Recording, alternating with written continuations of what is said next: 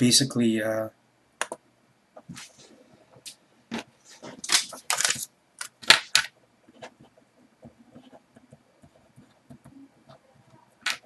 it's like constantly, jump, jump, jump over the cliff, or jump, jump, jump uh, over the train tracks, and it's going to drive you crazy sooner or later. And that's basically what it is. And what we have to do is we have to continue, and please read after this, as it is very important, Q4, and please in this order, 23, 24, and 22.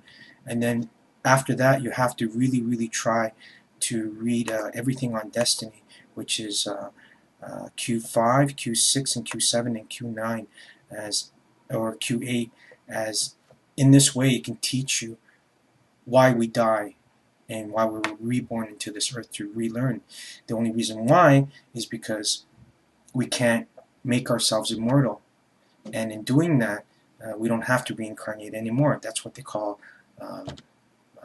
burning away the body, and the cultivation of the phoenix, which is really a hidden meaning of burning away the physical body, which is impure.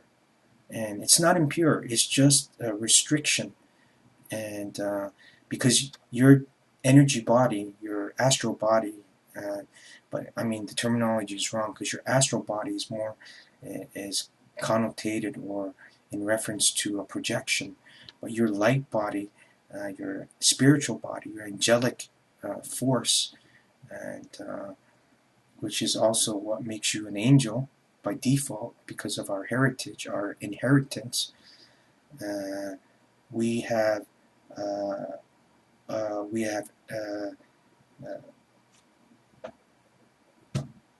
to earn it. So if we don't earn it, what actually happens is that we have to, when we die, we take in our memories, and then we go into the spiritual world and try to recorrect them. And in doing that, also, we try to think of the next host body that we're going to live in, because obviously you couldn't do it within the same host gene. So if you're a politician and you have spiritual problems, you gotta, in the spirit, there's no such thing as family, as we are a human soul. We can individually go into any other person's family. So we got to choose another family that is more spiritual to get rid of that, because in the brain is genetic information that will help us achieve our problems and realize them, and then later get rid of the karma. And then, so you're continually jumping bodies and families and everything like that. And for more on this, you have to know about the 4 mandatory destinies and a new pyramid of life, and how to skip levels of existence. And destiny is not what it seems, as it can be altered and satisfying karma and evolution.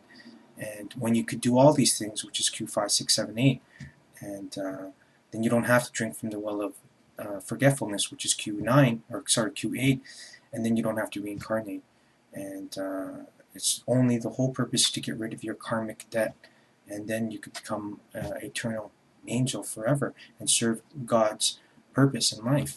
And it's more than just God's purpose, as you're involving the human consciousness. And this is what true spirituality is going to be about all the time now. And excuse me. So decoding time and secret knowledge is easy if you have the resources, patience, a lot of time, and creativity, which in today's fast-paced world is ignored by default, because we are not taught it.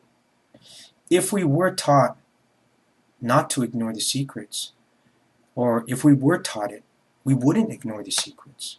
How could we deny these secrets if we were taught it? It's because we're not taught the secrets. And it's not that we don't deserve to learn the secrets, we have to go out and find the secrets. And lo and behold, you make a lot of mistakes on the way.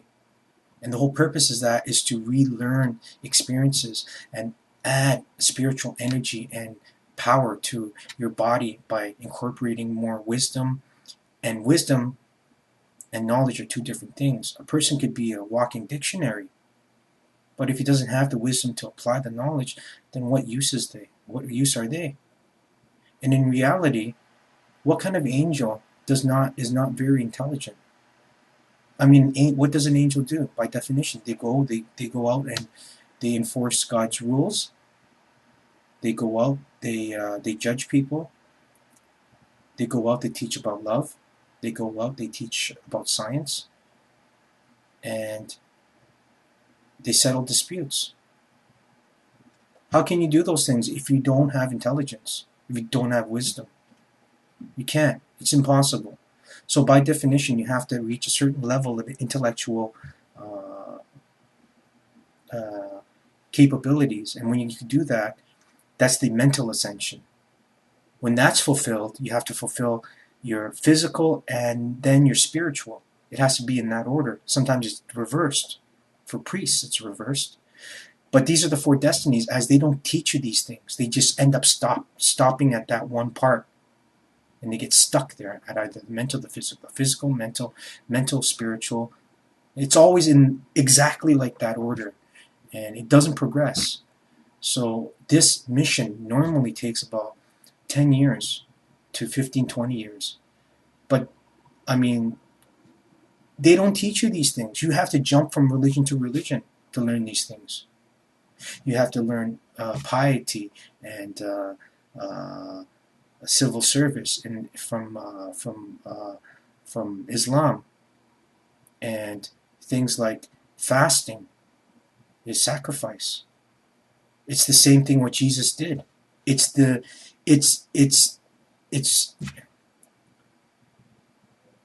reverence for what he did. It's reverence for what the other deities did. Zoroaster, burning metal on his chest.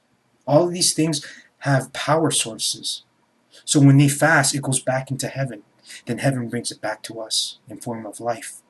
How do you think the mother continues to give when we're raping her beyond control right now? It doesn't make any sense. The sun gives us energy too, but the sun can also destroy us. So, I mean, there's a lot of principles here that are what they would call pagan, but they're not. Pagan is just the observation of nature. If you look through history, they have science, high-order mathematics, advanced geometry. I mean, they built the Stonehenge based on mathematical properties that aligns the solar equinox, solstice, to their cropping and their observation of astronomy. They're the ones that gave us the signs, astrological signs, and we all know that's true. How do we know? If you go to the very good ones, it tells you what foods that you like, and you know it. And if you have bladder problems, if you have digestion problems, it tells you right then and there what things to eat. And later I'll teach you things about how to make your body more attuned to allow your spiritual body into your body. But you can't do those things unless you fulfill the four destinies. And it's very, very difficult. So my idea of what true spirituality is the acceptance of others' beliefs and cultures. And when you could do those things, then you could embrace love. And when you embrace love, you cultivate it, and then you make it into a power source. So now you have faith that becomes belief. A belief in a power source, which is love. And this love transcends time. It makes people open-minded. And this is Akbar. It allows them to ascend, because the Akbar part in it, which is not related, but what I need to say now is that Muhammad also understood that Jesus was actually a god, and he wasn't a god at first, though. He was born a physical body and he grew. How can you grow if you're a god? You can't. You're just God. So he had to learn to be born into this world of original sin, And in that way, that part in him which is not, has become not cleansed, because we're not dirty. We don't need cleaning. It's become enlightened, and then he ascends to becoming an angel, which is considered a deity or a god. Now, because he's a higher order angel, higher than a seraphim, then that's a little different. And um, obviously his role in this hierarchy of spirituality is very great. So Muhammad knew that, and by knowing that, he actually uh, was one of the most intelligent spiritual beings on this planet. And even though he wasn't a king, he was a king in that sense because of knowledge and knowledge in spirituality, knowledge and observation, power and observation, and because of that, his crown was spiritual, but he didn't have enough time to develop his ascension. And I explain more about Muhammad, as he's a very pivotal character in this evolution of ours. And he says that they're going to come together. And his personal companion, Salman the Persian, also actually tells a secret and says, we're from Adam, meaning that we're from one progenitor. And that's fused DNA from aliens or God, because by definition, alien means not of this world. So, and we were obviously taken away from Eden. So we're not from here, and we were created. But it's our spirit and our genes that are not from here, as you cannot deny the fact that we're ape. Our genetics is ape. But what makes us so desirable to hybridize, as it says kingdom of God, literally is millions of worlds. So you're thinking, if you're thinking like a civilization that wants to protect its civilization and it wants to explore the galaxy and is intelligent and is scientific and wants to continue to evolve, they're going to continue to grow and procreate. So they're going to expand. Now, if that's the case, then what actually is happening is that they're evolving and they're choosing who to evolve on purpose. What makes us great is our emotional intelligence, and that's what makes us great. And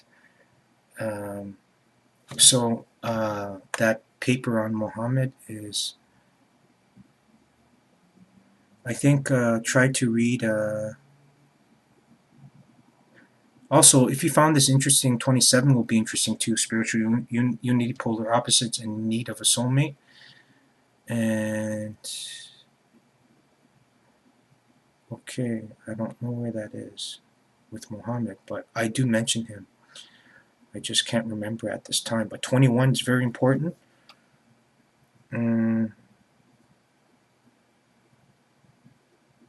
Then 31 is is important next to it. 23 is really important too, but I remember telling everyone to read that. And just consider these things. And if you want to learn more about the body and spirit to mind relationship, then read 13A, 13C, which is Kung Fu and Physical Enlightenment. But when that, if you find that of interest, then try 13A as well as and 13 in that order, and it'll provide more information for you.